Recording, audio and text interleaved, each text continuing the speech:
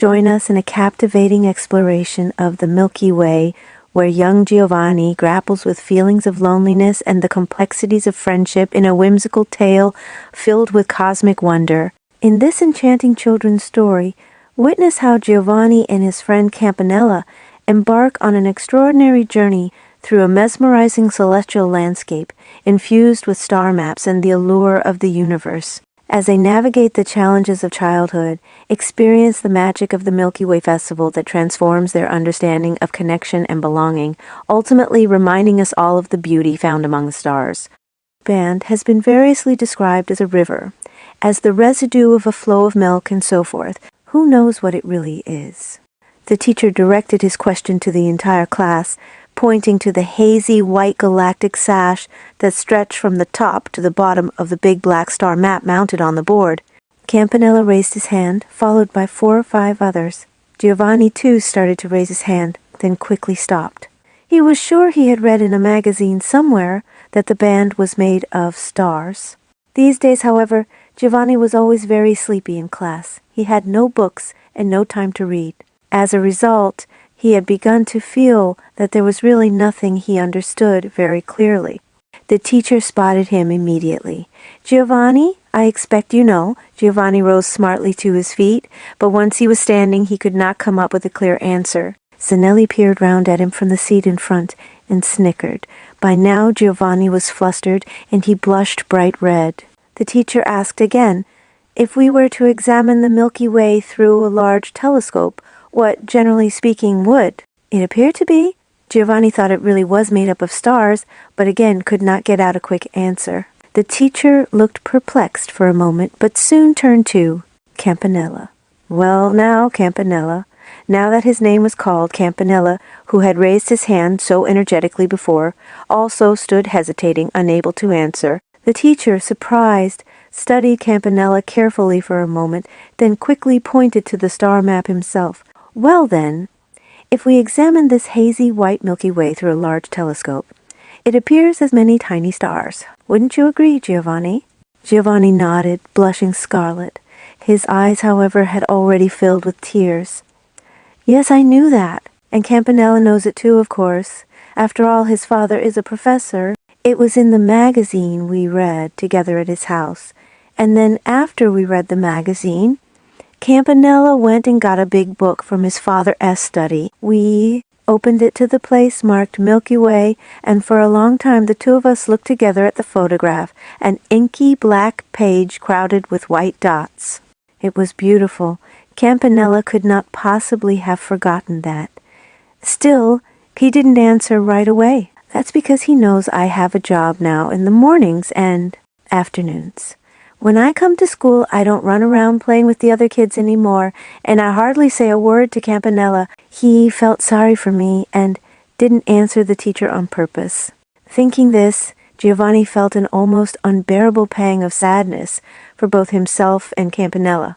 The teacher continued, "And if we think of the so-called river, of heaven as an actual river, each one of those tiny stars would correspond to a grain of sand or a bit of gravel on the river's bottom. If we think of it as an enormous flow of milk, it resembles a heavenly river even more.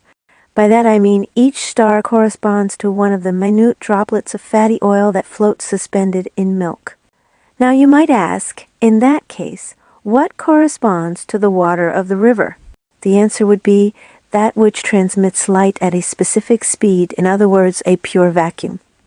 The sun and the earth float therein. This means that we ourselves are living in the waters of the Milky Way. Water appears bluer the deeper it is. In exactly the same way when we look around us on all sides from within the water of the Milky Way. The deeper and more distant the bottom of the river, the more numerous and densely clustered appear the stars, and thus the whiter and hazier they look. Please observe this model." The teacher pointed to a large lens, convex on both sides, that contained many shining grains of sand. This is the shape of the Milky Way. We can imagine each one of these sparkling grains of sand as a star shining with its own light, just like our sun. Our sun would be more or less in the center with the earth very close by. I want everyone to picture themselves standing at night in the center here and looking out all around them through the lens. On this side, the lens is thin, so we see only a few shining grains of sand. In other words, stars. On this side and this side, the glass is thick, so many shining sand grains, or stars, are visible, and the farthest ones seem hazy white. This is the way the Milky Way is explained today. Time is up, so I will wait until our next science class to discuss what the size of this galactic lens must be and to consider various stars within it. Since tonight is the festival of the Milky Way, I would like you all to go out and have a good look at the sky. That's all for today. Please put away your books. For a while, the classroom was filled with the noise of the students opening and closing their desktops and stacking their books, but presently they all stood neatly at attention, bowed, and left the room at the printers. As Giovanni left the school building, he noticed that 7 or 8 of his classmates, instead of heading for home, had gathered near the cherry tree that stood in one corner of the schoolyard. They seemed to be making plans for an expedition to gather crow gourds. These they would fashion into bluish-green lanterns to be set adrift on the river in the evening star festival. Giovanni, however, hurried out through the school gate with a determined swing to his step.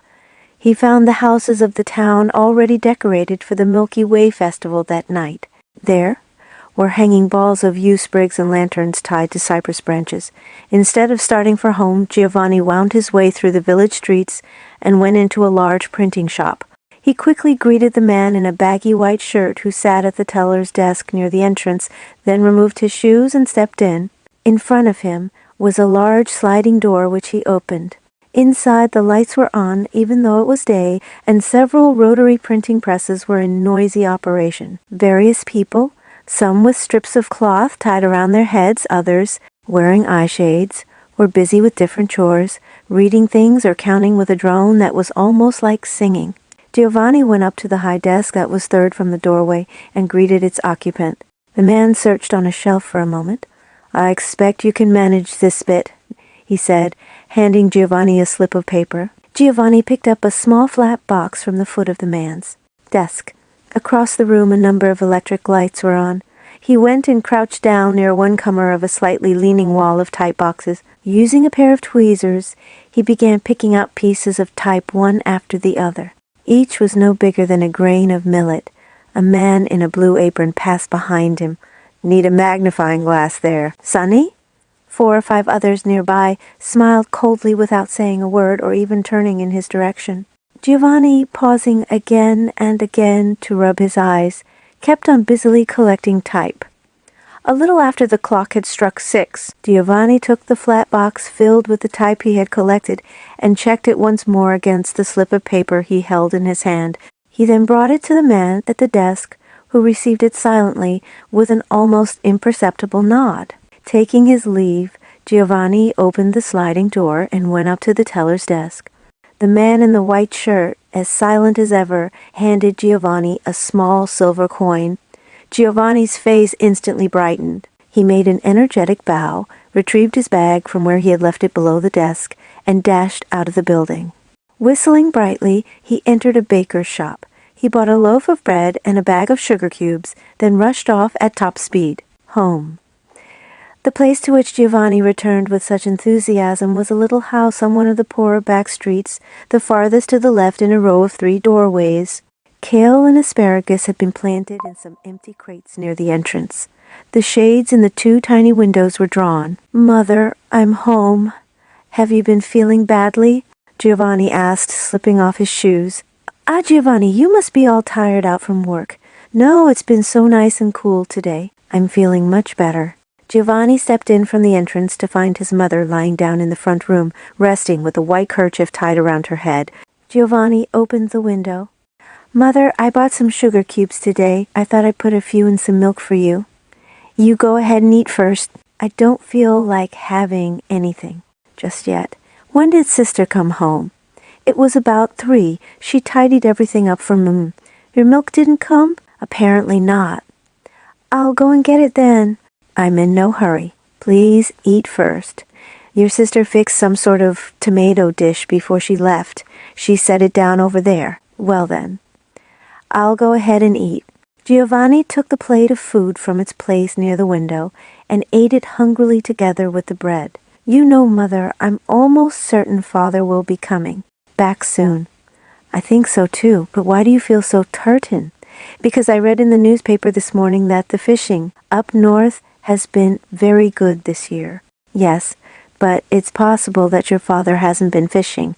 "Of course he has. He couldn't have done anything so wrong that they would put him in prison." "The things Father brought home last time that he gave to the school, the big crab's shell, the reindeer's horn, they're all in the specimen room. When the 6th-year students have class, the teacher always brings them out.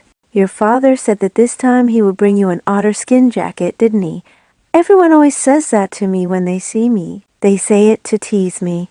"Do they say mean things to you?" "Yes, but not Campanella. He never does. When the others say things like that to me, Campanella gets upset. His father and your father have been friends ever since they both were as young as you and Campanella.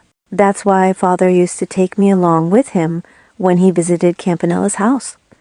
Things were nice then. I used to stop by Campanella's a lot on my way home from school. He had a toy train that ran on alcohol. There were 7 pieces of track, and we would fit them together to make a circle.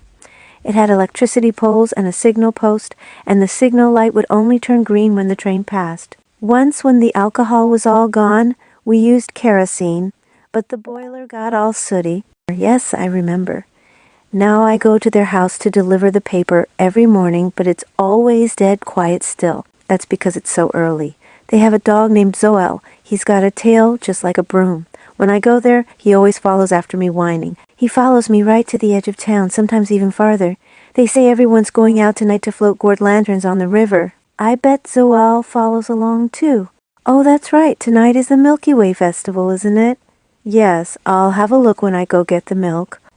That's fine, but don't go out on the river. I won't. I'll just watch from the bank. I'll be back in an hour. You can stay out longer. I won't worry as long as you're with Campanella. Oh, I'll be with him for sure. Shall I close the window before I go? Yes, do please. It's already cool enough. Giovanni rose, closed the window, and put away his supper things. He quickly pulled on his shoes, then called to his mother that he would be back in an hour and a half, and stepped out through the darkened doorway the night of the Centaurus festival. With his lips puckered in a lonely expression as though he were whistling, Giovanni came down the sloping, dark cypress-lined street toward the town. At the bottom of the hill stood a large street lamp, splendidly aglow with a bluish-white light. As Giovanni came down nearer and nearer to the light, his shadow, which had been trailing behind him like a long, dimly visible specter, quietly drew up beside him. Dark and sharply defined, it lifted its feet and swung its arms. I am a great big locomotive racing down a steep grade. I am passing the street lamp now. Look, now my shadow is a compass. Needle, it is spun round so that it is right in front of me. Engrossed in such thoughts, Giovanni passed with large strides beneath the street lamp. At that moment, Zanelli, the boy who had snickered at him in school that afternoon, came out of a dark side street on the other side of the lamp. Zanelli was wearing a new shirt with a pointed collar. He brushed lightly past Giovanni. Before Giovanni had time to ask if he was on his way to float crow gourds in the river, Zanelli shouted from behind him, hurling the words like stones. "Hey, Giovanni! That otter skin jacket is going to come from your dad?" Giovanni felt his chest suddenly freeze. The air around him seemed to ring. "What's that you say, Zanelli?" Giovanni shouted back, but Zanelli had already disappeared into a house hidden behind a hedge of arbor vitae. Why does Zanelli say things like that to me when I don't do anything to him? He looks just like a rat when he runs. He's got to be an idiot to say things like that to me when I don't do anything to him. All sorts of thoughts raced through Giovanni's head as he made his way along the beautifully decorated streets, full of lanterns and tree boughs. A bright neon light was burning at the clock store. There was an owl whose eyes of red stone rolled round every second, and various precious stones set on a thick glass plate the color of the sea. The stones turned in a slow circle like so many stars. Beyond the precious stones, a bronze centaur was making its slow circular progress forward. In the middle of everything was a round black star map decorated with blue-green asparagus fronds. Giovanni gazed at the map of the constellations, utterly absorbed. It was much smaller than the one he had seen at school that day, but it was made so that if one turned the plate, aligning it with the present date and time, the appropriate portion of sky would swing round until it appeared in the oval-shaped space, as expected, right down the middle of the oval space, from its top to its bottom stretched the familiar filmy sash of the Milky Way. In its lowest part, the Milky Way seemed to be exploding faintly, releasing a puff of vapor. Behind the map and the precious stone stood a small, gleaming yellow telescope mounted on a tripod, and on the wall farthest back hung an enormous chart on which were drawn all the constellations in the sky, but in the shape of strange beasts, serpents, fish, water jars, and the like. Giovanni stood for a long while gazing at the chart, wondering if the sky really might be filled like that, with scorpions and brave warriors. He thought he would like to go walking on and on forever among them. But he suddenly recalled his original errand and turned from the shop, even though he worried about his jacket. Being too tight in the shoulders, he puffed out his chest and swung his arms broadly as he made his way through the town. The utterly clear air flowed along the streets and through the shops like water. The street lamps were all swathed in boughs of blue-black fir and oak. The 6 plane trees in front of the power company had been hung with tiny lights, and the whole place had the appearance of a mermaid village. Children in crisp new clothes dashed happily about, whistling the star song and shouting, "Centaurus, send the dew!" as they sent magnesium sparklers into showers of blue sparks. Giovanni, however, had once again let his head droop. With thoughts in sharp contrast to the gay scene nearby, he hurried off to the dairy. Before long, Giovanni arrived at a spot on the outskirts of the town where countless poplar trees floated up tall into the starry sky.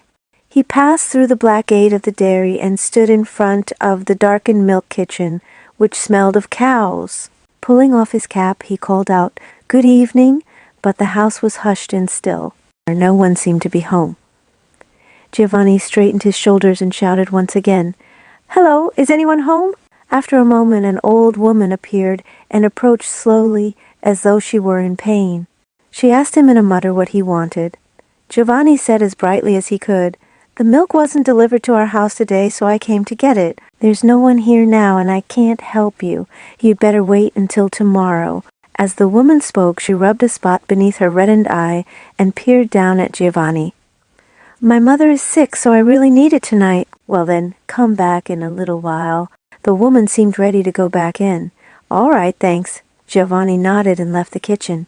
Just as he was about to turn the corner of the cross-shaped intersection in town, Giovanni caught sight of a jumbled cluster of shadows and dim white shirts in front of the dry goods shop that lay on the way to the river.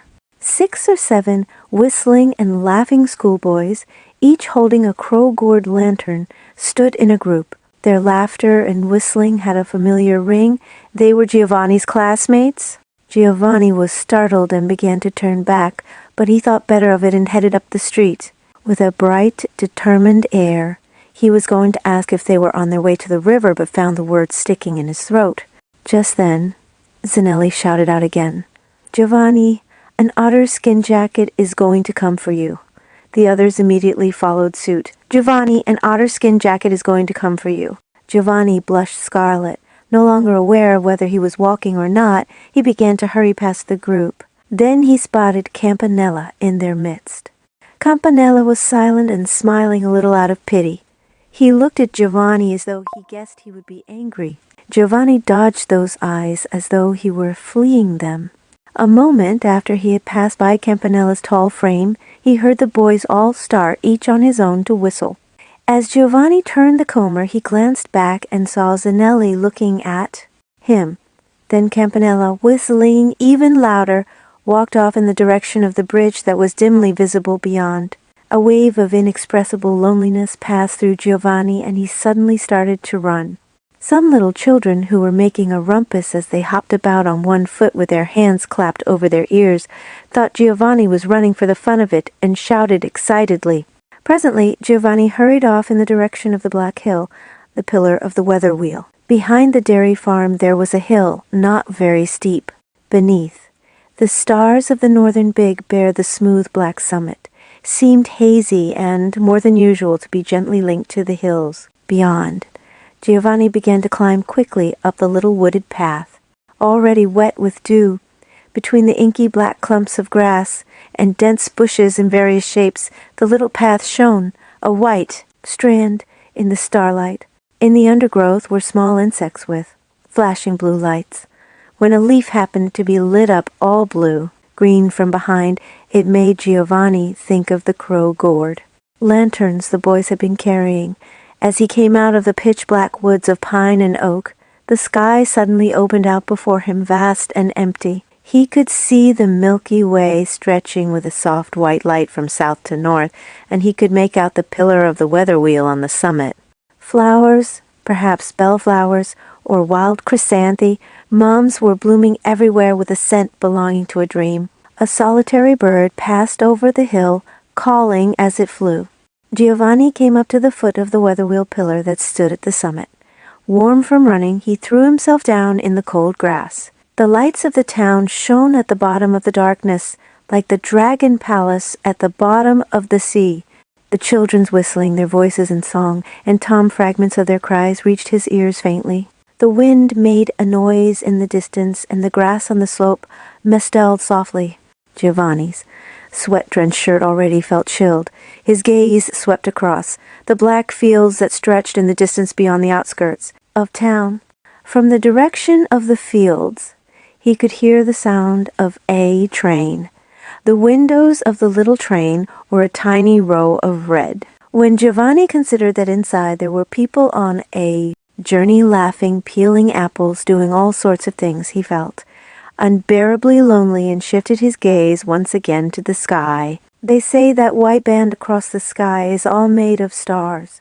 But no matter how much he looked, the sky did not seem to be the cold, empty place his teacher had described that afternoon. Quite the contrary, the longer he looked, the more he could not help feeling that it was a little world complete with things like woods and farms. Giovanni saw the blue star of Lyra twinkling brightly as it split first into 3, then into 4, again and again. These star pieces stretched out and then contracted their legs until eventually they were like mushrooms, all long and extended. Next, even the town that lay below him grew hazy until it seemed like a cluster of many stars, or else a single great cloud of smoke. The Milky Way Station. Giovanni noticed that the pillar of the weather wheel directly behind him had turned into a sort of hazy triangular marker for A, while he watched as it pulsed on and off like a firefly. It gradually grew more and more distinct until at last it stood tall in motion, less against the deep steel blue field of sky. There it stood, straight as straight, clear as clear against the expanse of sky that was like a sheet of blue steel just pulled from the tempering furnace. Giovanni heard a strange voice calling out, "Milky Way Station! Milky Way Station!"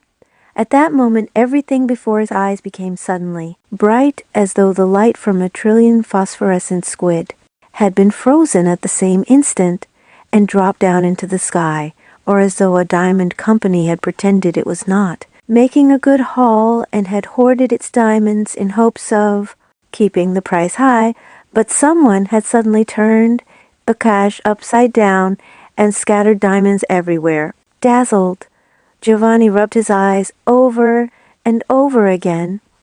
Looking around him, Giovanni found that the noisy little train he had been riding on for some time now was continuing on its way. In fact, Giovanni was seated looking out the window of a narrow-gauge railway car. It was night and the carriage was lit by a row of small yellow lights. The seats in the carriage were covered with plush blue cloth and were almost all empty. 2 big brass buttons gleamed on the shiny gray enamel wall across from Giovanni. In the seat immediately in front of him, he noticed a tall boy wearing a black jacket that looked wet. The boy's head was thrust out of the train window and he was gazing at the scene outside. Something about the boy's shoulders looked familiar, and Giovanni burned with impatience to know who he was, just as Giovanni was. About to stick his own head out the window, the other boy suddenly withdrew his and looked in Giovanni's direction. It was Campanella. Giovanni was about to ask Campanella if he had been on the train very long when Campanella himself announced. Everyone ran as fast as they could, but they were too late. Even Zanelli ran as fast as he could, but he couldn't catch up. Ah, that is it, thought Giovanni to himself. We've all decided to go on a trip together. Do you want to wait for the others somewhere, he asked. Zanelli's already gone home, Campanella replied. His father came for him. For some reason, as Campanella spoke, his face turned a little, pale as though he were in pain. Observing him, Giovanni, too, had an odd sense of something left behind somewhere, and he was silent. Peering out of the train window, however, Campanella soon recovered his good spirits and said excitedly, "Damn, I left without my water bottle, and I forgot my sketchbook, too. It doesn't matter, though. We'll be at Cygnus Station soon. I'd really like to see some swans. I bet I'll be able to see them, even if they're flying way off across the river." Campanella began examining a disc-shaped map, turning it around and around.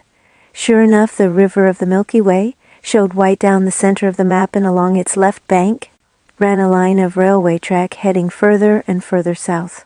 The wonderful thing about the map was how each station and triangular marker, as well as all the springs and forests and such, were shown in pretty blue and orange and green lights scattered across the disk, which itself was as black as night. Giovanni felt as if he had seen the map somewhere before. "It's made of obsidian, isn't it?" "Where did you buy it?" Giovanni asked. "They gave it to me at the Milky Way Station. Didn't you get one too? I wonder if I was at the Milky Way Station? Ah, this must be where we are now." Giovanni pointed to a place just north of the spot labeled Cygnus Station. "That's right," said Campanella. "Look over there, is that moonlight shining on the riverbed?" They glanced out the window and watched as the silver pampas grass of the sky that grew along the palely shining banks of the Milky Way River rippled and swayed in the rustling wind. "That's not moonlight. It's on account of the silver river of the Milky Way that it shines so." As Giovanni spoke, he felt he wanted to leap for joy. Tapping his feet, he thrust his head out of the window and whistled the star, a song at top volume. He stretched himself out as far as he could, trying to see the water of the silver river. At first, try as he might, he could make out nothing. Gradually, however, he became aware of beautiful water, more transparent than glass or even hydrogen, flowing soundlessly on. It might have been a trick of the eyes, but at times the water seemed to form tiny purple ripples or to shine like a rainbow. In the fields here and there stood beautiful phosphorescent triangular markers. The far ones were small and sharply etched in orange and yellow.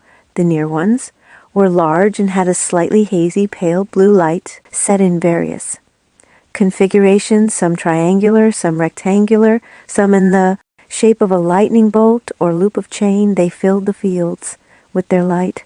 Giovanni's heart pounded. He shook his head again and again.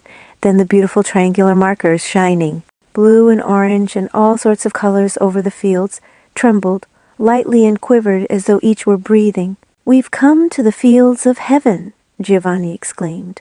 "And this train isn't burning coal, is it?" he added, looking toward the front of the train with his left hand thrust out of the window. "It must be burning alcohol or else using electricity," Campanella concluded.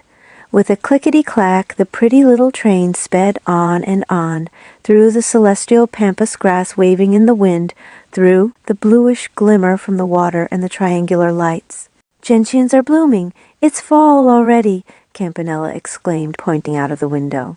In the short grass by the side of the tracks were purple gentians so magnificent they might have been carved from moonstone. "You want to see me jump down, pick some, and hop back up?" "Again?" said Giovanni, his heart racing. "Too late. We've gone right past them already." But Campanella had no sooner spoken when the next clump of gentians flashed past them, shining brightly. Then another clump and another. Countless gentian goblets with yellow bottoms passed before their eyes like seething water. Like rain, triangular markers stood in a row, glowing brighter and brighter as though they were on fire. The Northern Cross and the Pliocene coast. "I wonder if Mother will forgive me."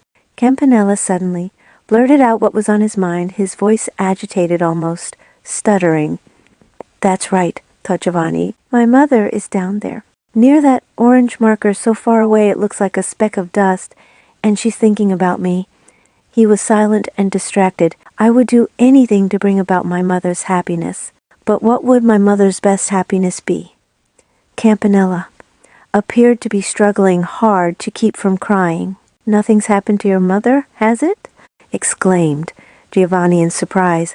"I don't know, but if everyone does what is good, that's the best happiness, right? So I think my mother will forgive me." Campanella appeared to have made up his mind very definitely about something. Suddenly the railway carriage was flooded with a bright white light. When they looked, they saw water flowing soundlessly over the Milky Way's glittering river bottom, which itself seemed to be a collection of diamonds and dew and everything brilliant.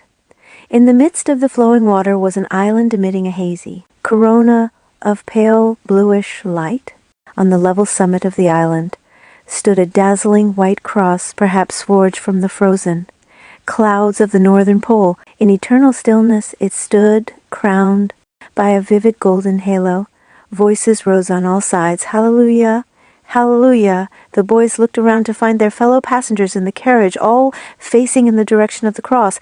Everyone was praying, their hands reverently folded, some pressing black Bibles to their chests, others dangling rosaries of crystal. The folds of their pleated garments fell straight.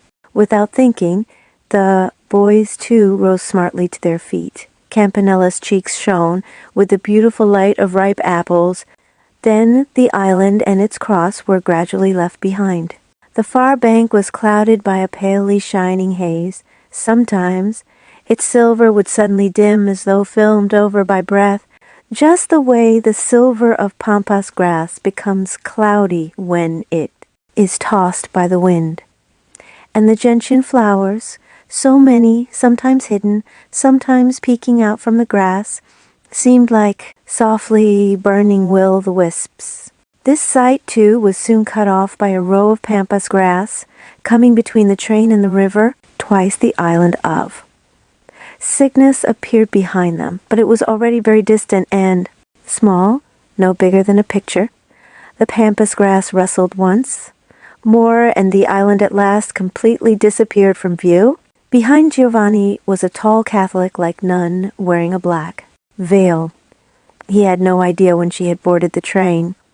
Her round green eyes were cast down, staring straight in front of her, and she seemed to be listening reverently to something, words or a voice, that reached her from afar. The other travelers quietly resumed their seats while the two boys spoke softly together, communicating the new feeling which resembled sadness that filled their hearts, but with words that were somehow changed from before. "We'll be at Cygnus Station soon." "Right, we'll arrive at exactly 11. Almost immediately, a green signal light on a hazy white pole flickered past. Then a lamp marking a railway switch, dark and dim as a sulphur flame, slid past below the window. The train slowed, and before long a row of beautifully regular platform lights appeared. These gradually grew larger and more spread out, until the two boys came to a stop in front of the big clock of the Cygnus Station. On the crisp autumnal face of the clock, the two needles, tempered to a blue sheen, pointed exactly to 11. Everyone immediately got off, and the carriage was completely empty. 20-minute stop, read a sign beneath the clock. "Why don't we get off too?" Giovanni suggested. "Yes, let's." The two boys jumped up together, leapt out of the door, and raced off in the direction of the ticket gate. At the ticket gate, however, they discovered only a single, somewhat purplish, electric light burning brightly. No one was there. Looking around, they could find no trace of anyone resembling a station master or porter. The two came out onto a little plaza in front of the station. It seemed to be made from pieces of crystal and was ringed by ginkgo trees. From it, a broad avenue headed straight out through the bluish shimmer of the Milky Way. The boys had no idea where the people who had gotten off the train ahead of them had gone. There was no one around as they walked side by side along the white road. Their shadows radiated from them in all directions, exactly like the shadows of two pillars in a room with windows on all four sides, or like the spokes of two wheels. Before long, they arrived at the pretty riverbed they had seen from the train. Campanella spread out a pinch of the beautiful sand in the palm of his hand, rubbing it with his finger so that the grains grated gently against each other. He said dreamily, "The grains of sand are all crystal. There are little fires burning inside." "That's true," replied Giovanni, caught up in his own thoughts. He had the feeling he had learned about the sand somewhere. All the pebbles along the riverbed were translucent.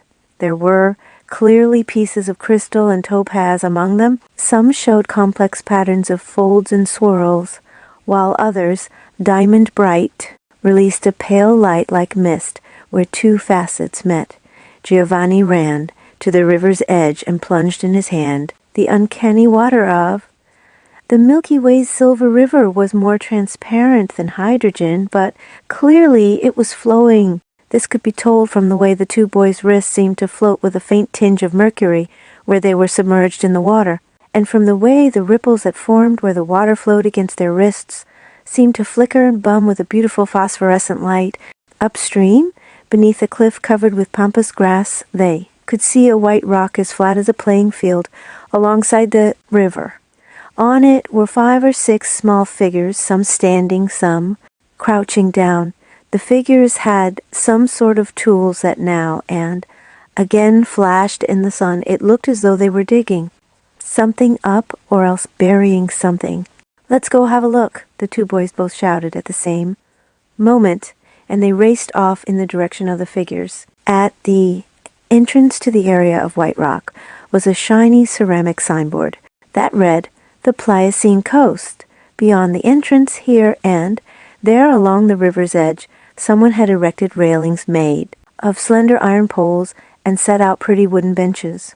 "There's something strange here." Campanella stopped in surprise and picked up from the rock a walnut-like object, long and slender with a pointed tip. "It's a walnut. Look, there are lots of them.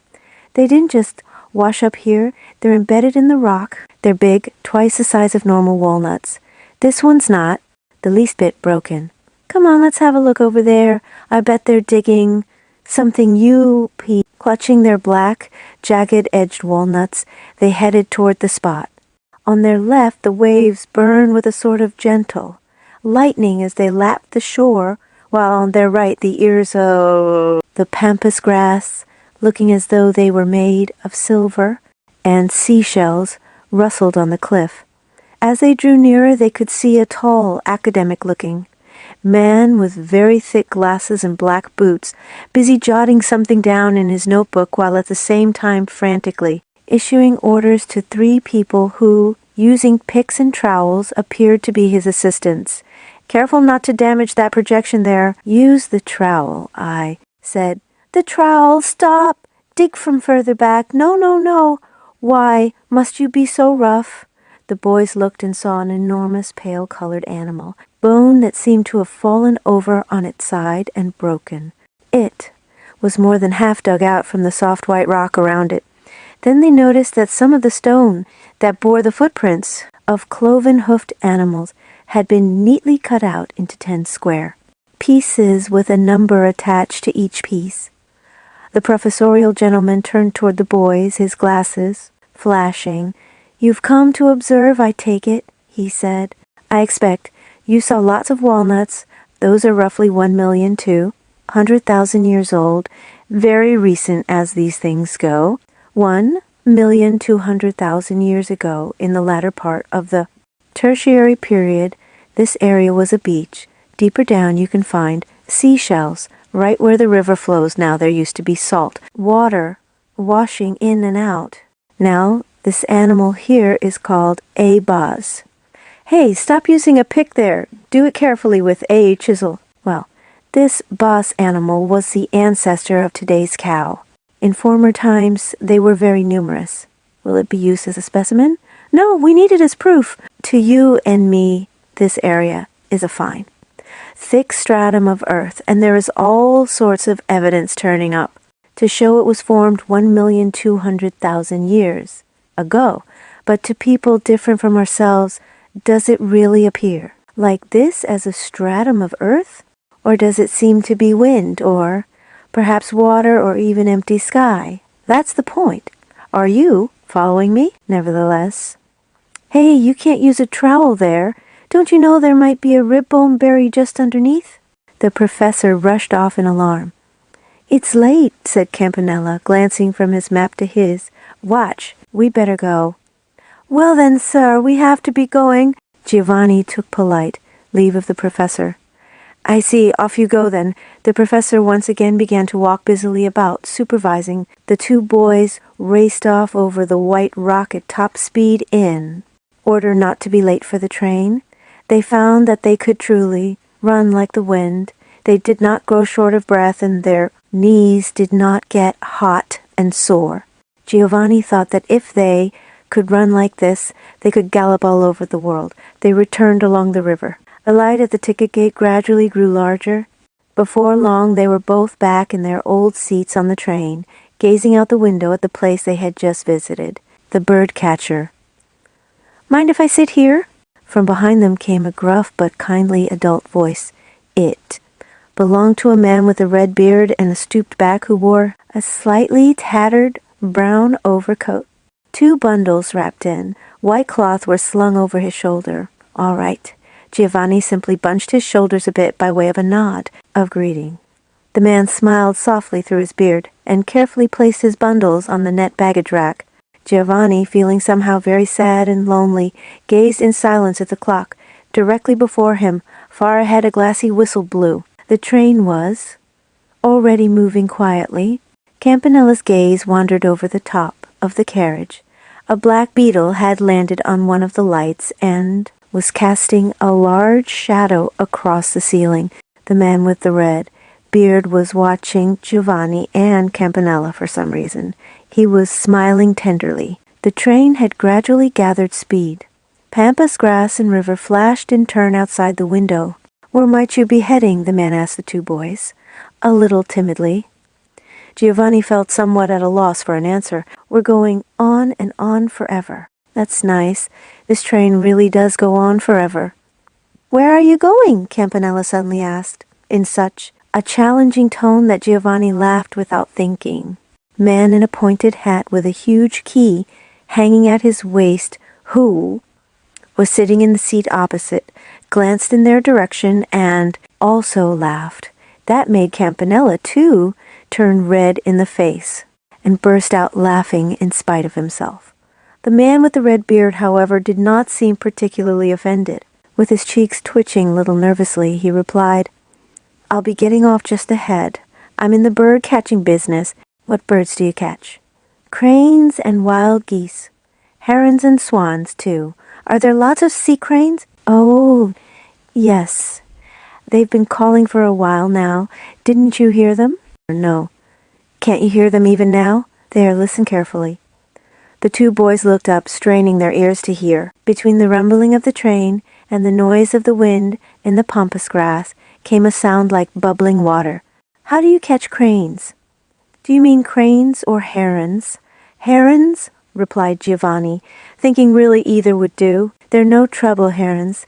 You see, they're all made from the Milky Way river sand when it lumps together and goes poof, and so they're always coming back to the river. So I wait on the riverbed when they come down with their legs out like this, see? And I catch them just before they reach the ground. Then the herons, they sort of set like that and die with quiet hearts.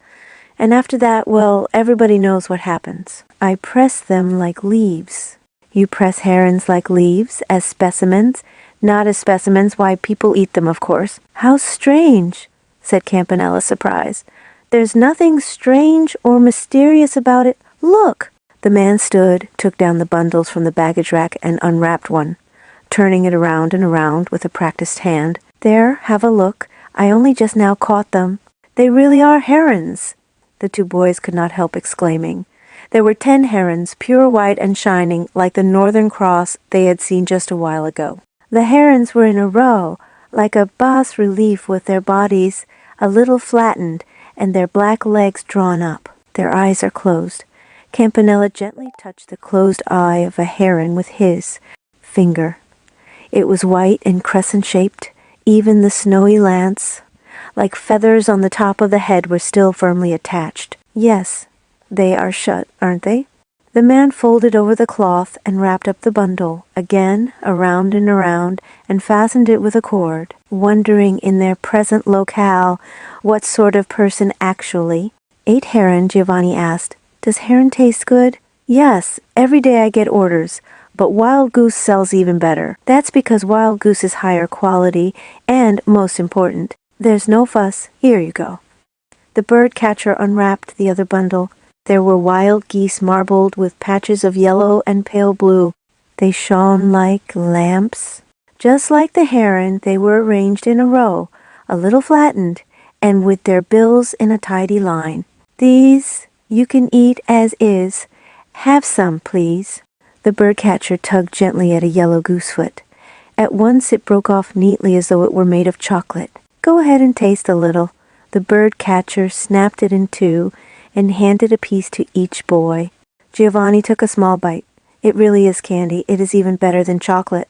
But how could this goose ever have flown around? I bet this man is a candy maker from somewhere in the countryside around here. Still, I feel pretty rotten making fun of the fellow when I eat his candy. While these thoughts were running through his mind, Giovanni was greedily eating his piece. Have a little more, please. The birdcatcher again took out his bundle. Giovanni wanted to have some more, but he held back and said, "No tea, thanks." The birdcatcher then offered it to the man with the key in the opposite seat. "Sorry to be taking goods you need for business." The man removed his hat. "Oh, don't mention it. Well, what's your thought? Are the migratory birds doing well this year?" "My word, yes. The day before yesterday, about the 2nd. Watched there were telephone calls from all over asking what was the matter. Why had I made the lighthouse light all irregular? But, good heavens, I wasn't doing it. Those migratory birds were flocking together so thick they looked like pitch and flying in front of the light. Why, there was nothing to be done about it. Told the people, 'You idiots, it doesn't do any good coming to me with your complaints. Tell them to that general with a rustling cape and ridiculous, long, skinny legs and mouth.' Ha ha! The pampas grass gone, lights suddenly shone toward them from across the fields. Why are the herons more trouble?" Campanella had been wanting to ask his question for some time. The birdcatcher turned to face them. "Well, in order to eat heron, you've got to hang it in the water light of the Milky Way Silver River for a whole 10 days. That, or else bury it in the sand for 3 or 4 days. When you do that, the mercury all evaporates and you can eat it." This isn't a bird. Surely it's just candy. It seemed that Campanella had been thinking along the same lines as Giovanni. He had clearly made up his mind to come out with the question. The birdcatcher, for his part, jumped up in a great hurry and, announcing that he really had to be getting off, picked up his bundles and disappeared. Where did he go? The two boys looked at one another. Then the lighthouse keeper, grinning broadly, stood up from his seat a little and peered out of the window on the boy's side. Following his gaze, the two boys saw the birdcatcher standing on the cottonweed that grew everywhere along the river's side, emitting a beautiful yellow and pale blue phosphorescent light, with arms outspread. He was staring at the sky with an intent expression on his face. He's over there. A strange sight, isn't he? He's just about to catch some more birds. Let's hope the birds come quickly before the train leaves him behind. The lighthouse keeper had no sooner finished speaking than herons, like the ones the boys had just seen, came fluttering down, as thick and fast as snow from the empty sky, the color of bell flowers. They cried as they came. The birdcatcher, beaming with satisfaction at the way the birds had come virtually on command, stood with his legs spread at an exact 60-degree angle. Using both hands, he caught the herons one after another by their black feet, drawn up for a landing, and stuffed them into a cloth sack. For a while the herons were like fireflies flickering on and off with the bluish light inside the sack. But in the end, they all finally turned to a soft white and closed their eyes. More numerous than the birds that were caught, however, were the ones that were not caught and that descended safely to the sands of the Milky Way. Just as snow melts, these birds collapsed and flattened out the instant their feet touched the sand, until soon they were spread out over the sand and gravel like bird-shaped pools of molten. copper fresh from the smelting furnace. For a while the bird shape remained, but this too, after glowing and fading 2 or 3 times by turns, soon became utterly indistinguishable from the surrounding sand. When he had put a good 20 birds into his sack, the bird catcher suddenly raised his hands into the air, looking like a soldier hit by a fatal bullet. At that instant, the figure of the bird catcher disappeared from the spot, and beside him Giovanni heard a familiar voice. How refreshing! Really, there's nothing like doing just enough work to feel good. He turned and saw the bird catcher neatly arranging the herons he had just caught, restacking them one by one. How did you come here all at once from over there? Giovanni asked with an odd feeling, not knowing whether to think it normal or not. You want to know how, why, because I wish to come, I came. And where exactly might you folks be from? Giovanni intended to reply right away, but tea as he might, he could no longer recall where in fact he had come from. Campanella, his face blushing red, looked as though he too were making an effort to remember something. Ah, you come from far away, don't you? The bird catcher simply nodded as though he understood. Giovanni's ticket. We've leaving Cygnus district now. If you look, you can see the famous observatory of Albireo. The river of heaven outside the train window seemed filled with sparklers. In its middle stood 4 large black buildings. On the flat roof of one, 2 big dazzling translucent globes, one of Paz, the other of sapphire, were turning in a slow circle. Gradually, the yellow globe swung around to the back of the circle, while the smaller blue one came forward. Presently, there too, edges overlapped to form what looked like a lovely green double-sided convex lens. This too gradually swelled at the center until, finally, the blue globe had come directly in front of the topaz one, to form a green center encircled by a bright yellow ring. This green circle kept moving off to the side until the lens figure was repeated on the other edge of the topaz globe. Eventually, the 2 globes separated completely. The sapphire one circled around too, the back while the yellow one came forward, and the pattern was repeated. Surrounded by the formless, soundless water of the silver river, the black buildings of the weather observatory lay peacefully, stretched out exactly as though they were asleep. That's a device for measuring the water's speed. You see, the water, too. No sooner had the bird catcher started to speak when... Ticket inspection! Suddenly, a tall conductor in a red hat appeared, standing stiff and straight beside their seats. Without saying a word, the bird catcher produced a slip of paper from his pocket.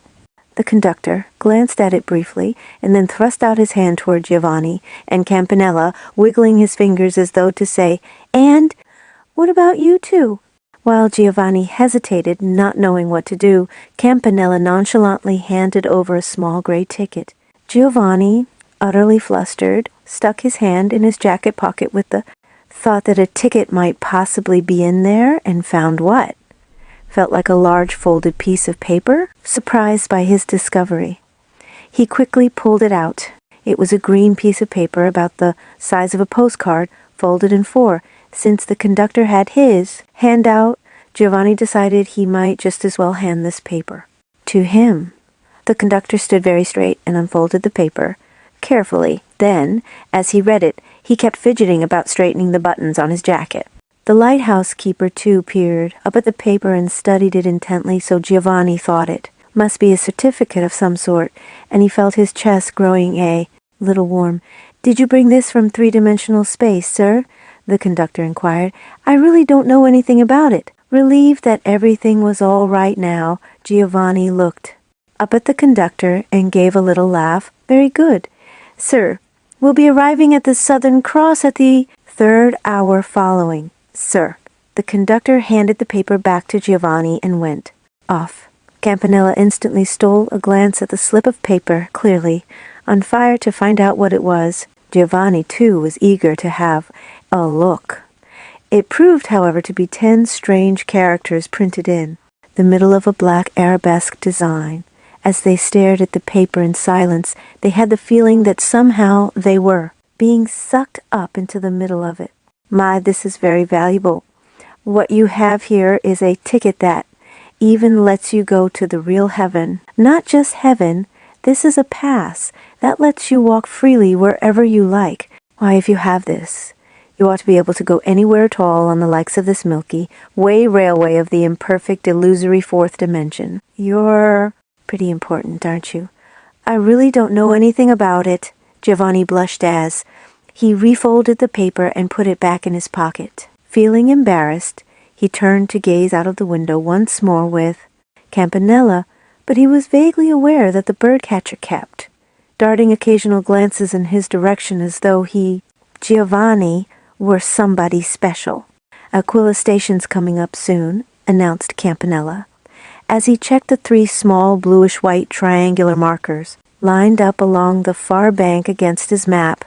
For some reason he did not know why, Giovanni began to feel unbearably sorry for the birdcatcher sitting next to him when he considered one by one the things the birdcatcher had done, how he had taken pleasure at his own zest in catching herons, how he had wrapped the herons up around and around in the white cloth, how he had taken a surprised sideways look at Giovanni's ticket and then started praising him excitedly when he thought about these things. Giovanni felt he wanted to give this birdcatcher, whom he had never seen before, something, some one of his possessions, or some food, anything.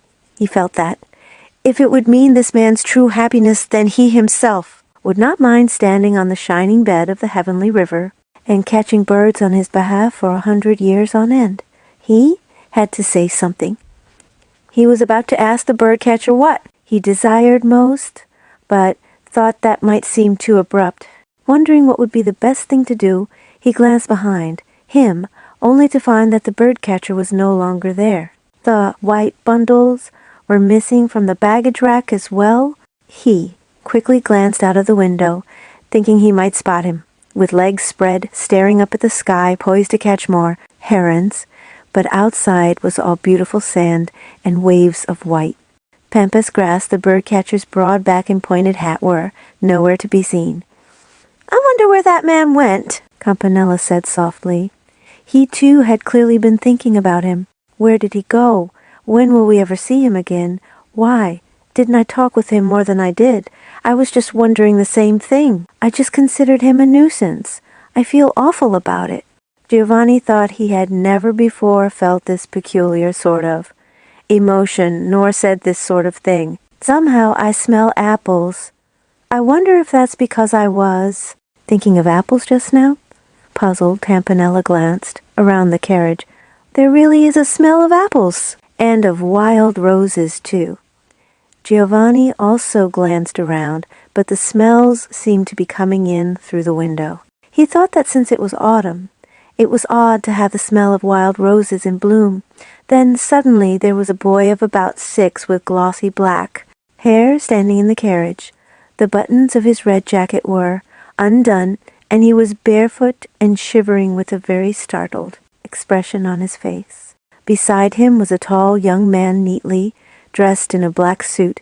Grasping the hand of the little boy very firmly, the young man stood like a strong tree meeting the full force of the wind. "Where are we? How lovely it is!" A pretty girl of about 12, with brown eyes and wearing a black overcoat, was behind the young man, clinging to his arm. She was gazing in astonishment out of the window. "We're in Lancashire. No, Connecticut. No, I see. We've come to the sky. We're going to heaven. Look, that sign there is the sign for heaven. There is nothing to be afraid of now. We are being called by God." The young man in the black suit announced this to the girl, his face glowing with joy. But for some reason lines of worry soon reappeared on his forehead. Looking utterly exhausted, he made an effort to smile as he sat the little boy down next to Giovanni. He then gently motioned to the girl to take the seat next to Campanella. She obeyed, folding her hands neatly in her lap. "I'm going where my big sister is." Looking as though he were about to cry, the recently seated little boy spoke to the young man, who himself had just taken a seat opposite the light housekeeper. The young man's face took on an indescribably sad expression as he gazed at the curly, wet head of the child. The girl suddenly put her hands to her face and quietly began to cry. There are all sorts of tasks remaining for your father and Sister Kikuyo to do, but they will come in just a little while. Think instead of how long your mother has been waiting for you. She really is worrying about you and waiting for you, thinking, what song is my little Tadashi singing now? Is he holding hands with the others and circling round the elderberry bush playing on a snowy morning? So let's go quickly and see your mother, shall we? All right, but I wish I hadn't gone on the ship. Yes, but look over there.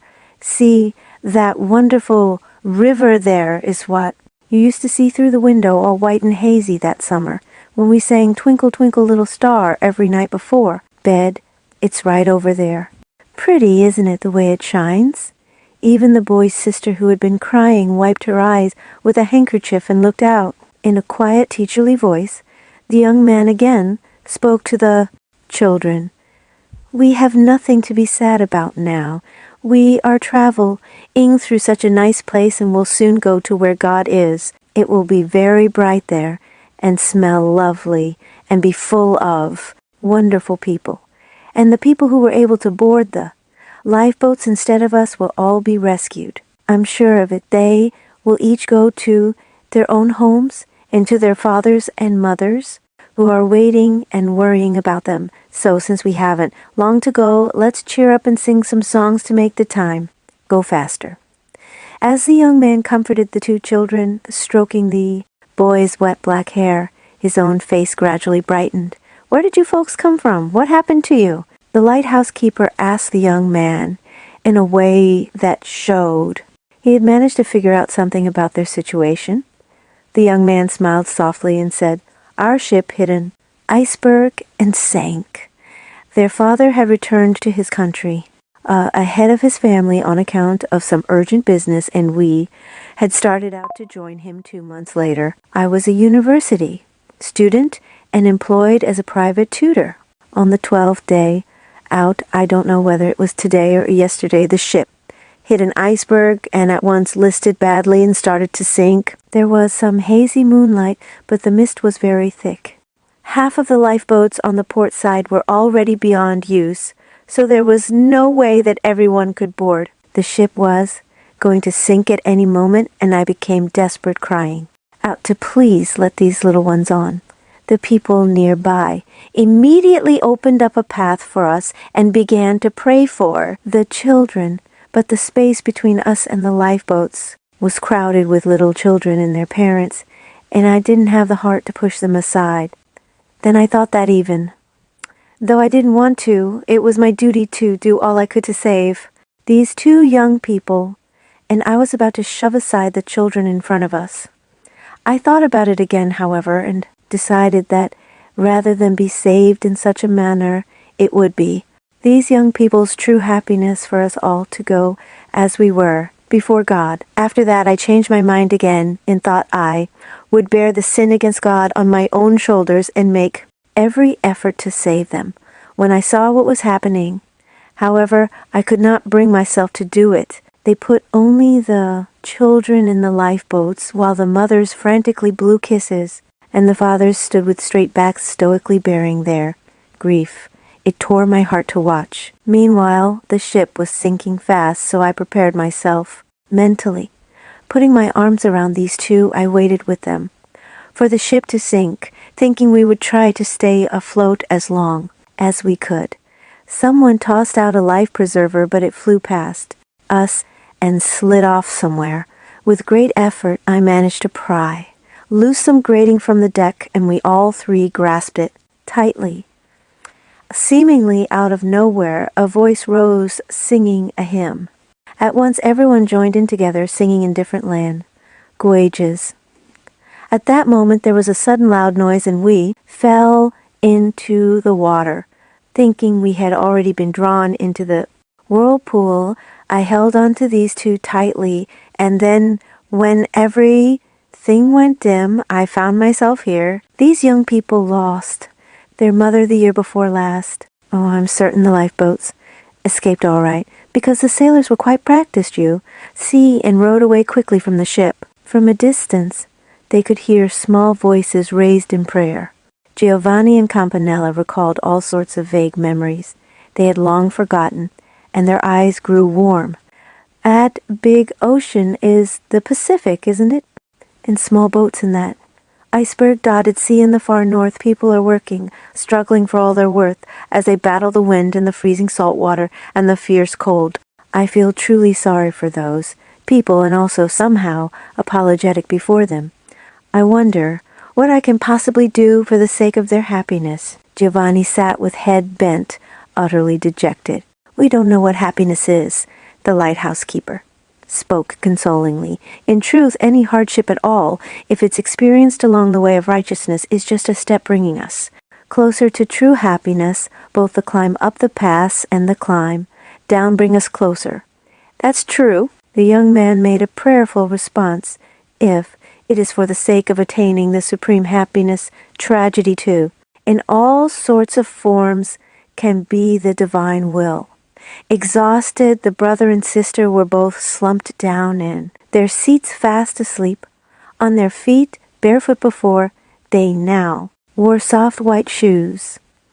With a clickety-clack, the train sped along the bank of the glittering phosphorescent river. On the opposite side of the train, from the river, the fields were like a magic lantern show.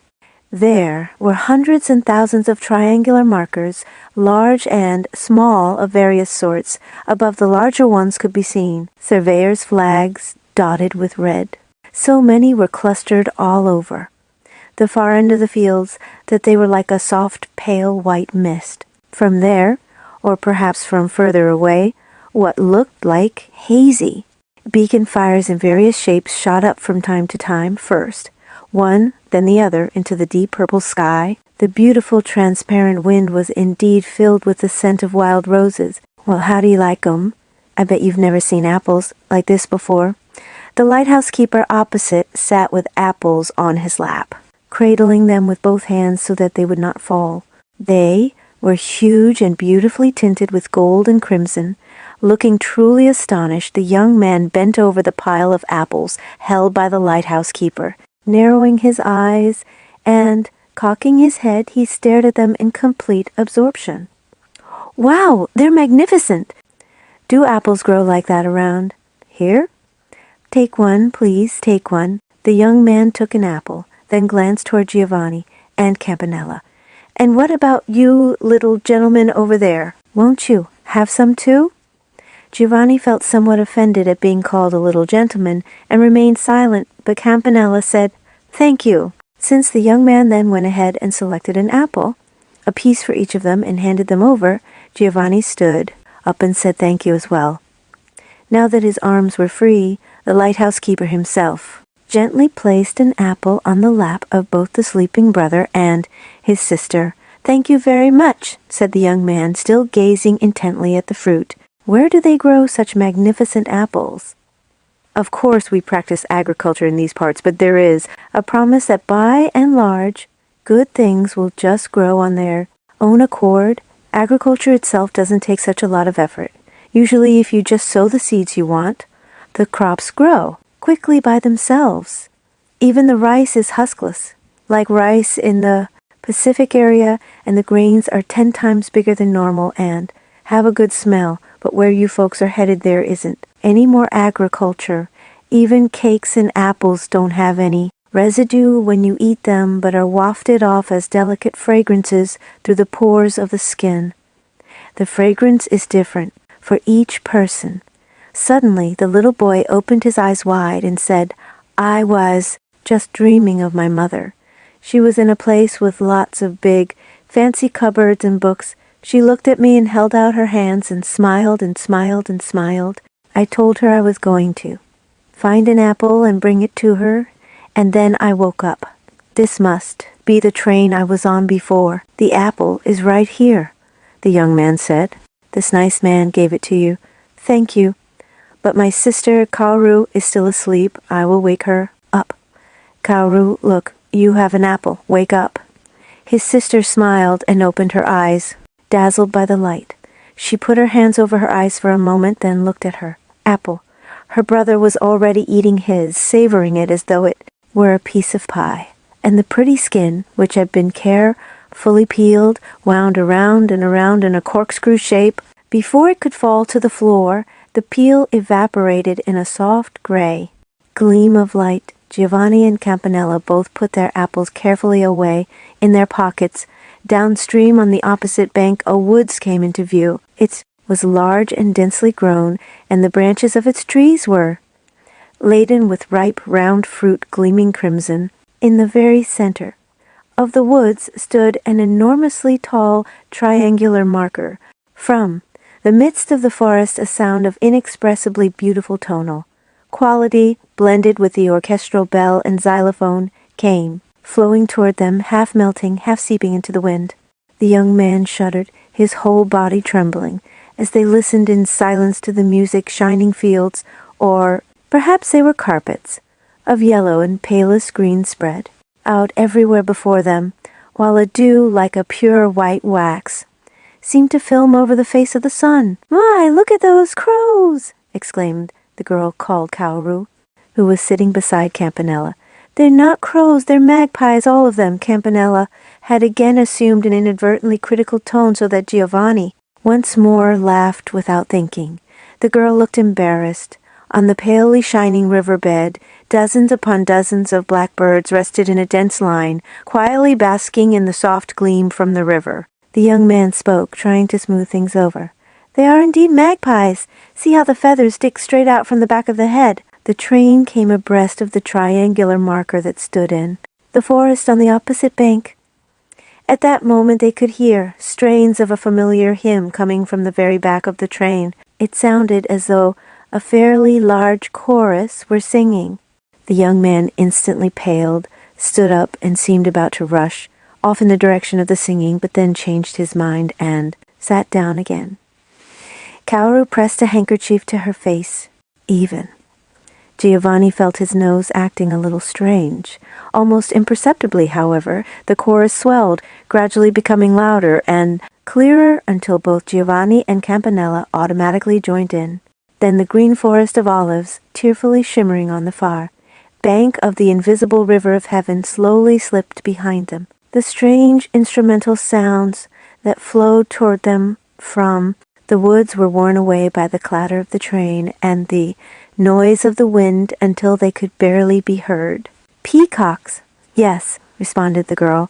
There were lots of them. Above the forest, which was now no bigger than a green shell, Button Giovanni saw from time to time the sudden flashing reflection of pale blue light as the peacocks alternately spread and closed their tails. "I could even hear the cries of the peacocks earlier," Campanella said to Kaoru. "Yes," said the girl, "there were about 30 of them. I'm sure of it." When it sounded like a lyre, that was the peacocks calling. Suddenly Giovanni felt terribly sad, so much so that he was half ready to urge Campanella with a fierce look to jump from the train with him and go off to have fun. The river forked. On the pitch-black island in the middle of the fork a very tall watchtower had been constructed. A man dressed in baggy clothes and wearing a red cap stood on the top of the tower. Holding a red and a green flag in either hand, he was looking up at the sky and signaling. As Giovanni watched, the man waved the red flag repeatedly. Then suddenly he lowered the red flag and, hiding it behind his back, lifted the green one very high. Looking like an orchestra conductor with his baton, he waved the flag furiously. At that moment there was a noise like rain throughout the sky, and lump after lump of some inky black substance went flying like bullets toward the far bank of the river. Instantly, Giovanni thrust his body halfway out the train window and gazed up at the scene. Across the bottom of the beautiful empty sky, the color of bellflowers, flew tens of sands of small birds in flock after flock, each bird calling busily. "There are birds flying," said Giovanni from outside the window. "Wow!" Campanella, too, looked at the sky. Just then, the man in baggy clothes at the top of the tower suddenly raised the red flag and waved it frantically. Abruptly, the flocks of birds stopped crossing, while at the same time, from further downstream came the sound of something going splat. This was followed by silence. No sooner were they aware of the silence than the signalman again waved his green flag and shouted, "Now pass, you birds of passage! Now pass, you birds of passage!" They could hear his voice quite clearly. Once again, flocks of tens of thousands of birds streaked across the sky. The girl stuck her face out of the middle window between the two boys and, with her pretty cheeks shining, looked up at the sky. "My, what a lot of birds there are! How pretty the sky is!" She spoke to Giovanni, but Giovanni found her unpleasantly forward and kept silent. With his mouth firmly shut, he gazed up at the sky. The girl breathed a little sigh and silently returned to her seat. Campanella, apparently feeling sorry for her, brought his head in and looked at his map. "Do you suppose the man is teaching the birds?" The girl quietly inquired of Campanella. "He's signaling to the birds," Campanella replied, a little uncertainly. "I bet it's because there are some beacon fires being lit somewhere."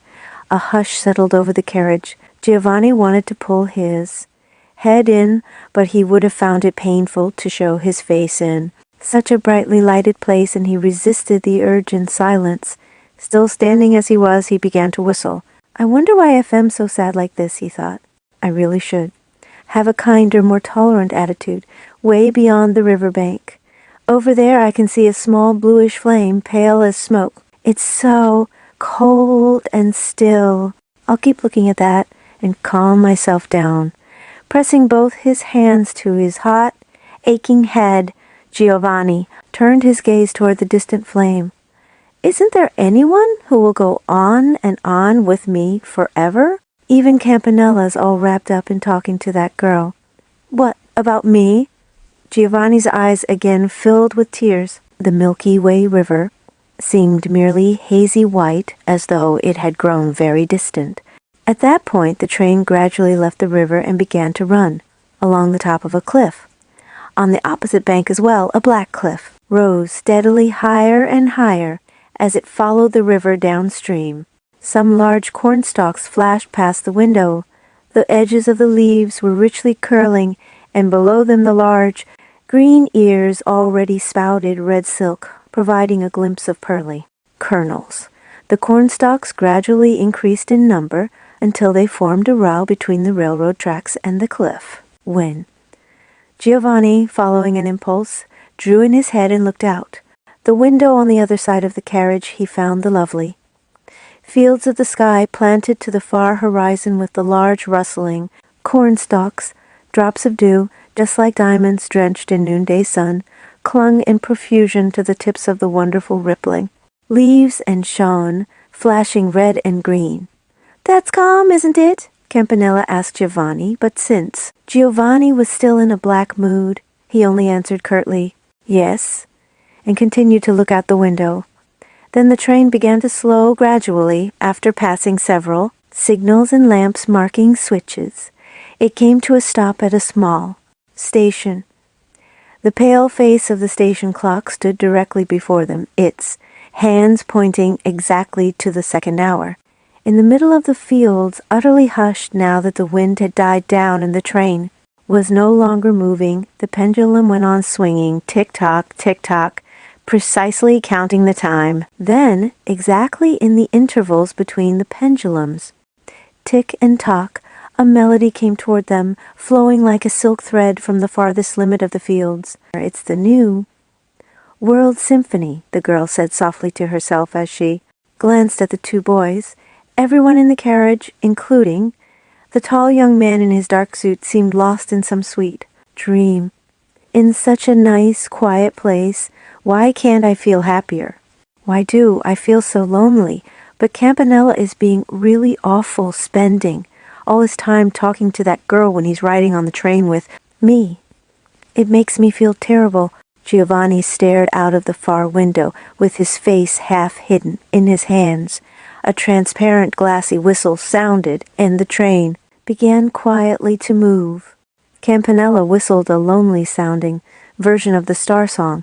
Yes, it's because this area is an enormously high plateau. From behind them came a voice that seemed to belong to an elderly man. He spoke in a clear, crisp manner as though just recently awakened. Even with calm, you have to dig a hole with a stick 2 feet deep and sow the seed in there or it won't grow. You don't say.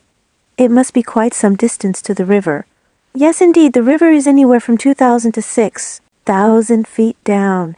It's already a gigantic canyon. Giovanni suddenly thought to himself that they might be on the Colorado Plateau. Campanella was still whistling sadly to himself and the girl, her cheeks the color of apples swathed in. Silk was looking out in the same direction as Giovanni. Suddenly the calm disappeared and there were vast cleared fields of rich black everywhere. The New World Symphony welled up more and more clearly from the horizon. Across the black fields, a lone Indian, the feather of a white bird in his hair, his arms and chest decorated with many stones, and an arrow fitted to his small bow, raced after the train at top speed. "It's an Indian! Look, an Indian!" Even the young man in the dark suit opened his eyes. Both Giovanni and Campanella stood up. "He's minning this way. He's running this way. Oh, he must be chasing after the train." "No, he's not chasing after the train," the young man spoke, standing with his hands in his pockets, oblivious to all but the Indian. "He's hunting or dancing." The Indian did seem to be half dancing. If he had been running, he would have bent each step more to the effort and been more in earnest. Suddenly, the striking white feather on his head fell forward and he came to an abrupt halt. Swiftly he drew his bow, aiming toward the sky. Once again he set off at a run as a single crane came fluttering down. The crane fell neatly into his outstretched arms. The Indian then stood, smiling happily. As he held the crane and gazed after the train, his figure quickly grew, smaller and more distant. The insulators of telegraph poles twinkled past. They flashed brightly twice, and the fields turned into a forest of corn once again. Looking out the near window, Giovanni found that the train was indeed running along the top of a very high cliff. At the bottom of the valley, the river flowed, broad and shining. The elderly voice they had heard before spoke again. "Yes, we start going downhill about here. We've got a single run now, right down to the level of the river, you see. So it's no simple matter. Because of the steep grade, trains never come from the opposite direction. There now, we've already gathered speed, haven't we?" The train sped downhill.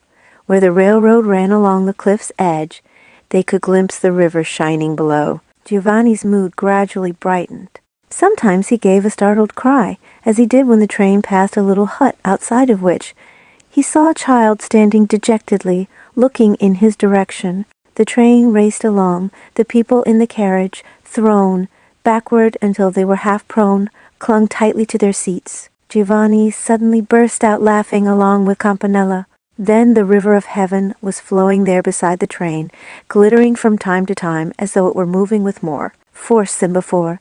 Here and there along the riverbed, soft red, wild carnations were blooming. The train ran more slowly as though it had finally settled down. On both banks stood flags marked with the shapes of stars and picks. Giovanni spoke at last. "What sort of flags do you suppose?" "Those are? I don't know. They're not on my map." "They've got metal boats out there, haven't they?" "Right. I wonder if they aren't building a bridge here," said the girl. "Yes, those must be the flags of the Army engineers. They're doing bridge-building maneuvers, but I don't see any sign of a soldier." At that moment, near the opposite bank and a little downstream, the invisible water of the Milky Way River shot flashing in a column high into the air. There was an enormous boom. "They're blasting! They're blasting!" Campanella jumped with excitement. The column of water disappeared. Big salmon and trout were hurled into the air, their bellies glittering white, then describing an arc. They fell back into the water again. Giovanni's heart felt so light he wanted to leap from his seat. "It's a battalion of Celestial Army Engineers. Wow, did they ever make those trout? And all shoot up into the air. I've never had such a fun trip. This is great. If we saw those trout up close, they would be this big. What? A lot of fish there must be in this water." "Do you think there are some small fish, too?" the girl asked, attracted into the conversation. There should be. Since there are big fish, there must be little ones as well. But because it was far away, we couldn't see the little ones just now. Giovanni answered the girl with an interested smile. He had completely recovered his good humor. Look, those must be the shrines of the twin stars, the little boy exclaimed suddenly as he pointed out of the window. On a low hill to the right stood two little shrines side by side. They looked as though they were made of crystal. What are the shrines of the twin stars? I heard about them lots of times from my mother before. There are two little shrines standing side by side and they're made of crystal, so I'm sure that's what they are. Please tell us about them. What did she say the twin stars did? I know, said the little boy. The twin stars went to play in the fields and got into a fight with a crow. They did not. Let me see, Mama used to tell the story this way on the banks of the river of heaven, and then a comet came by huffing and puffing. Don't be a pest, Tadashi. It doesn't go like that.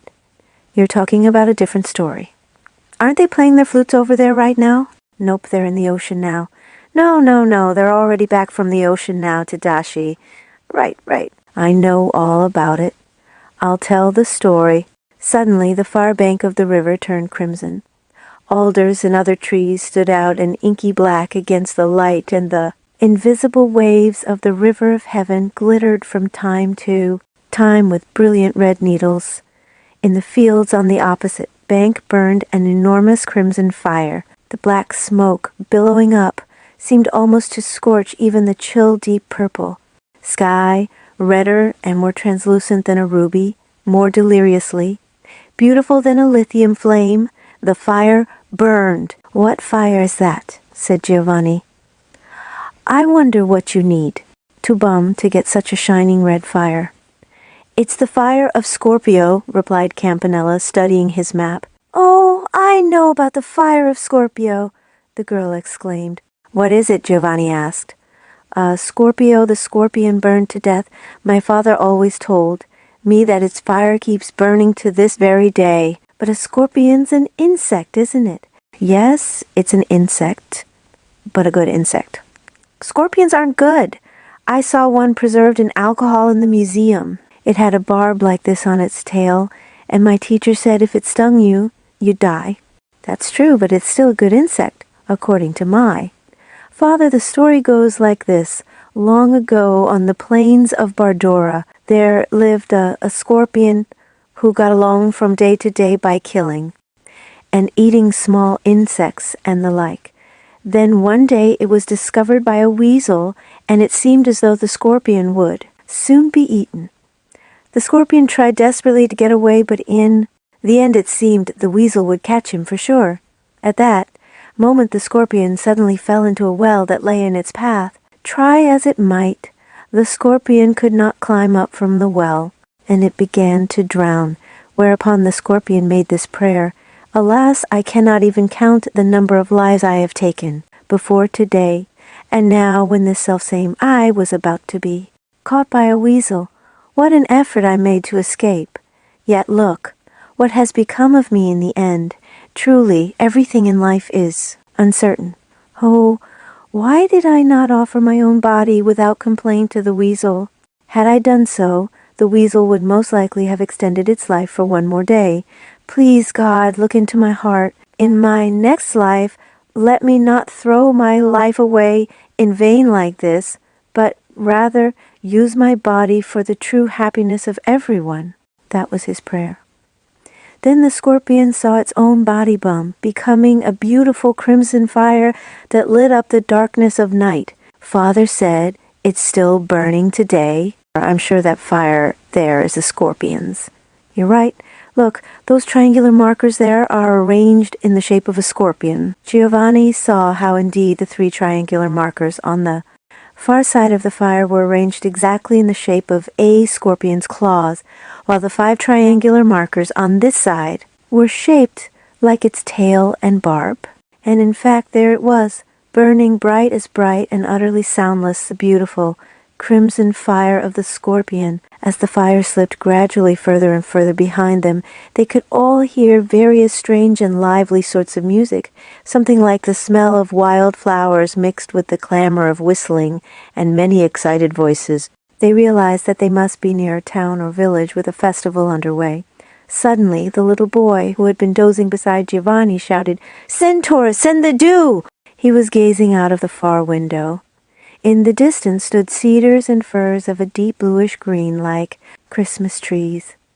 In their branches were countless tiny lights like a host of fireflies. "That's right, tonight is the night of the Centaurus festival, isn't it? This must be the village of Centaurus," Campanella quickly replied. "When we play catch, I never miss the ball," the little boy boasted. "We'll be at the Southern Cross soon," the youth said to them. "You should get ready." "I'm going to keep riding on the train for a little bit more," the boy declared. The girl beside Campanella stood and began hastily putting things in order, but it was clear that she, too, was reluctant to part from Giovanni and Campanella. We have to get off here," the young man said firmly, looking down at the little boy. "I don't want to.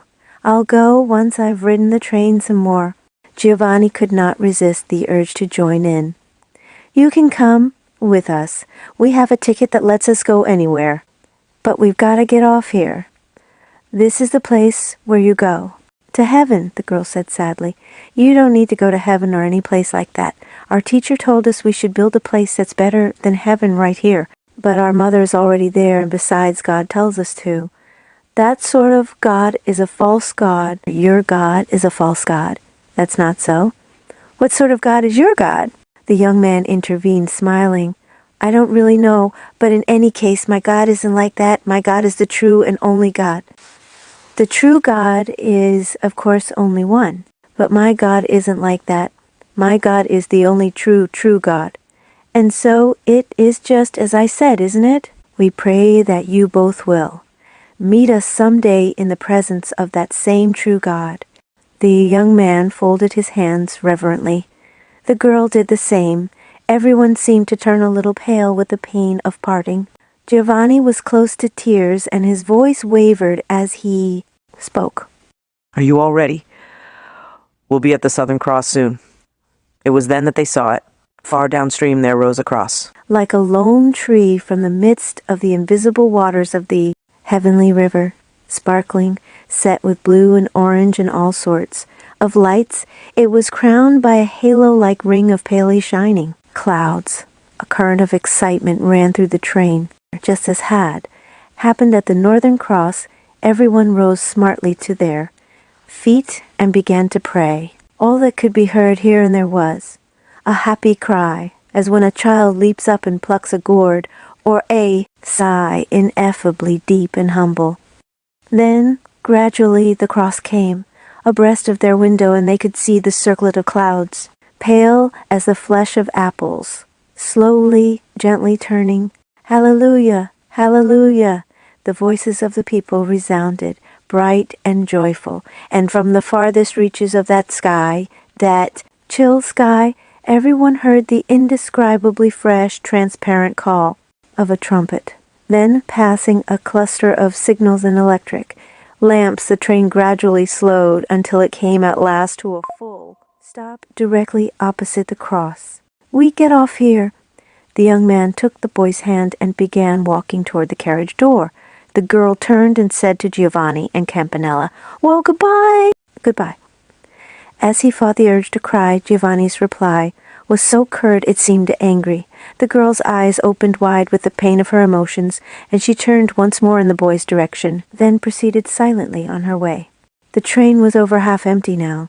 All at once it had become lonely and deserted, with the wind rushing in. They looked and saw all the people kneeling devoutly in rows on the shore of the Milky Way River in front of the cross. Both boys saw a god-like figure robed in white approaching with outstretched arms across the invisible water of the heavenly river.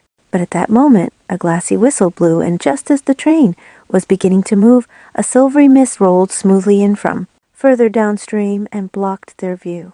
Only lots of walnut, Trees stood flashing their leaves in the mist, while electric squirrels with golden halos poked their charming faces, first here, then there, from among the branches. The mist began silently to lift. There was a road bound for, somewhere, equipped with its own row of small electric lights, in the manner of a major thoroughfare. For a while it ran alongside the tracks. Whenever the boy started to pass one of the lights, its pea-colored fire would suddenly go out exactly as if it were signaling a greeting. Then, when they had gone on by, it came back on again. When they glanced back, they found the cross had become so small, it looked as though it could be worn around someone's neck. It was too hazy for them to tell whether the girl and the others were still kneeling on the sand in front of the cross, or had gone to their heaven, which lay they knew not where. Giovanni heaved a deep sigh. We're back to just the two of us alone again, aren't we? Let's go on and on together forever. Wouldn't mind being like the scorpion and having my body burnt 100 times over, as long as it really was for the sake of everyone's happiness. Bright tears welled up in Campanella's eyes. I feel the same way, he said. But I wonder what true happiness really is, said Giovanni. I don't know, said Campanella in a faraway voice. Well, we'll give it our best, won't we? Giovanni exclaimed, drawing a deep breath as though new strength were surging up within him. Oh, there's the coal sack over there. It's a hole in the sky. Campanella shrank back a little from the spot in the Milky Way, river even as he pointed it out. When Giovanni saw it, his heart froze. In one part of the heavenly river gaped a huge pitch-black hole. He could not tell how deep the bottom was or what might be inside, no matter how much he peered into it, rubbing his eyes. He could make nothing out, only his eyes began to smart. Even if I were in the middle of that huge darkness, I wouldn't be afraid, said Giovanni. I really am going to go and search for the true happiness of everyone. Let's go on together, on and on and on forever. I'll go for sure. How beautiful those fields are. Everyone's there. Now that's the real heaven. Look, my mother is there, Campanella shouted, pointing toward the beautiful fields he could see in the distance beyond the window. Giovanni looked, but saw nothing but hazy whiteness. It did not appear at all as Campanella described. As he gazed vacantly at the spot, feeling unbearably lonely, he noticed 2 telegraph poles on the opposite bank. The red cross pieces of both poles touched as though they were standing with linked arms. We'll go together, won't we, Campanella?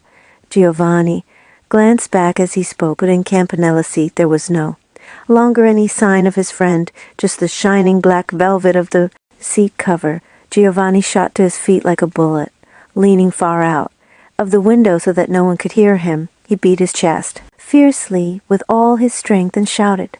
Then he burst into tears, the sobs filling his throat. It seemed to him that everything around him had suddenly turned pitch dark. Giovanni opened his eyes. Tired out, he had been sleeping on the grassy slope. His chest was strangely hot and cold tears ran down his cheeks. Like a coiled spring suddenly released, Giovanni leapt to his feet. Just as before, the town below him was threaded with lantern lights, but he could not help thinking that the lights were more animated than before. And the Milky Way, beside which he had just been strolling in his dream, now stretched as before, filmy white across the sky. Above the inky black southern horizon, it was particularly hazy, with the red star of Scorpio twinkling prettily to the right. The position of the stars in the sky had not shifted very much, it seemed. Giovanni raced off down the hill. With a rush of feeling he had remembered his mother waiting at home, still waiting to eat her supper. Quickly passing through the grove of black pine trees, he followed along the dim white fence of the dairy farm until he came to a familiar gate, through which he entered and walked to the front of the darkened dairy bam. A cart loaded with 2 barrels had been left in front of the bam. Since it was not there before, Giovanni took it for a sign that someone had returned. "Good evening," he called out. "Coming." A man in baggy white trousers soon appeared, standing before Giovanni. "What can I do for you? The milk wasn't delivered to our house today," Sorry about that." The man immediately disappeared inside and reappeared with a bottle of milk, which he handed to Giovanni. "I really am sorry," he said. "I wasn't paying attention this afternoon and left the gate open. Chief didn't waste any time, going to where his mother was and drinking up a good half of what she had." The man laughed. "Oh, well, I'll be on my way. Right, my apologies. Don't mention IIT." Wrapping his hands around the still warm bottle of milk, Giovanni headed out the gate of the dairy farm. He made his way for a while through a part of town that was full of trees until he came to the main street. Continuing along the main street for a bit, he arrived at the cross-shaped intersection. To the right, at the end of the road, the towers of a large bridge rose dim against the night sky. The bridge spanned the spot in the river where Campanella and the others had gone to set their lanterns afloat. In front of the store at the intersection, a number of women had gathered in groups of about 7 or 8. They spoke together in low voices and kept glancing toward the bridge. The bridge itself was crowded with all sorts of lights and lanterns. He did not know why, but Giovanni felt his chest turn to ice. Almost shouting, he immediately asked the group nearest him, "Has something happened?" "A boy fell in the river," one answered. The rest all turned and looked at Giovanni. Giovanni ran toward the bridge in a daze. It was so crowded. With people, he could not see the river. There were even some policemen in their white uniforms in the crowd.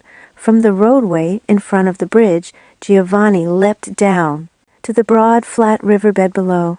All along the river's edge there were lights, lots of them, restlessly coming and going. There were also 7 or 8 lanterns moving along the embankment on the opposite shore.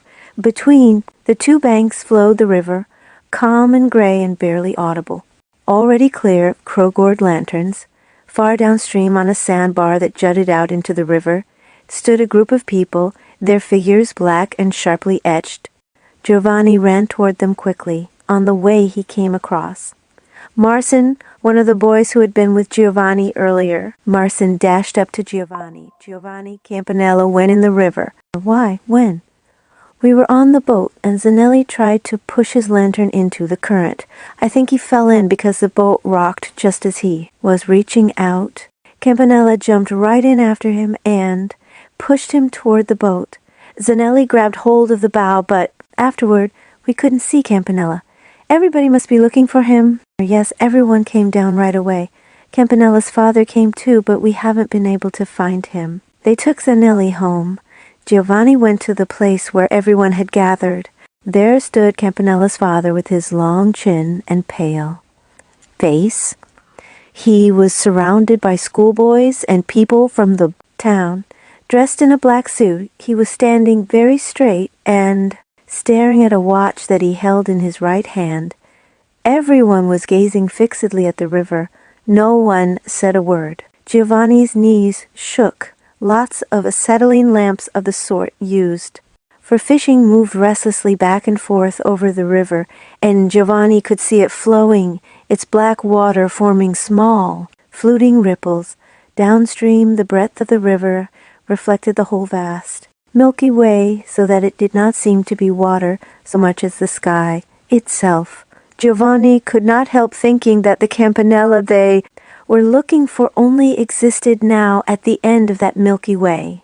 Everyone else, however, seemed caught up still in the expectation that Campanella would soon emerge from the waves, exclaiming over what a swim he had had, or else that he might be waiting on an unknown sandbar somewhere for someone to come. Campanella's father, however, soon said emphatically, "It's no use. It's been 45 minutes since he went in." Without thinking, Giovanni ran over to the professor and stood facing him. He was about to say that he knew where Campanella had gone, that he had just been walking together with Campanella, but his throat caught and he could not utter a word. The professor probably thought that Giovanni had come to pay his respects, and he gazed at him steadily for a moment, then said politely, "You must be Giovanni. Thank you for your help this evening." Giovanni nodded his head in acknowledgement without saying anything. Gripping his watch tightly, the professor asked, "Is your father back home now?" "No." Giovanni shook his head just a little. I wonder why. The day before yesterday, I had a very enthusiastic letter from him. He expected to arrive today or thereabouts. His ship must be a bit behind schedule. Giovanni, I'd like you to come over after school tomorrow with the others. As he spoke, the professor again shifted his gaze downstream to where the reflected image of the Milky Way filled the river. Giovanni, his heart a jumble of emotions, parted from the professor without a word, eager to bring his mother the milk, and to let her know that his father would soon be home. He raced off at top speed along the riverbed, heading toward town,